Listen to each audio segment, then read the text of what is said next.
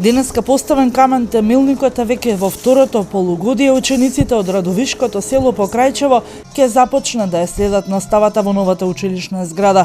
Денеска во присуство на заменик министерот за образование Спиро Ристовски беа осветени поставените темелите на 160 метри квадратното училиште, кое е едно од 70 новоизградени училишни згради во Македонија. До сега имаме реконструирано и санирано над 350 училишни објекти во Република Македонија, а изградени се сосема 70 комплетно нови училишни објекти, со што потврдуваме дека како влада и понатака образованието ќе биде наш врвен приоритет, посебно ако имаме во предвид дека пред 2006 година речиси на една рака можеа да се избројат новите училишни објекти кои што во изминатите 30 години беа изградени во Република Македонија, а само за нецели 9 години веќе имаме 70 нови училишни објекти во Република Македонија.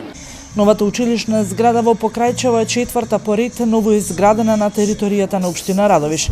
Првиот човек на општината задоволен што општинските власти успеале да го реализираат ветеното.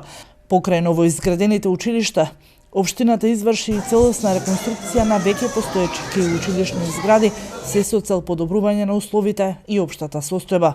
Но тука нема да застанеме, еве во разговор со Министерството за образование, во разговор со владата и секако со помош на локалниот буџет и следната 2016 година ќе продолжиме тенденцијата за до современување на условите во целокупно во инфраструктурата на образованието во општина Радовиш. Денеска покрај поставувањето на камен темелникот на новата училишна зграда во Покрајчево, општинските власти за психосоцијалниот и физичкиот развој на најмалите им го предаде во употреба детското игралиште направено по европски стандарди на најмалите од Слеово.